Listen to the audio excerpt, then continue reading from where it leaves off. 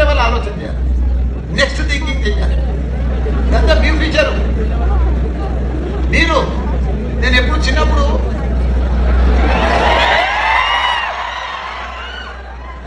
పాలు సప్లై చేస్తాను, అంటే అది పెద్ద నంబర్. నేను అప్పుడే సాలనుకుంటే అప్పుడే హ్యాపీగా ఉన్న 1000 లీటర్లతో మంచిగా డబ్బులు వస్తున్నాయి. ఆ టైంలో మంచి హ్యాపీగా ఉన్నా, అన్ని రకాల సక్సెస్.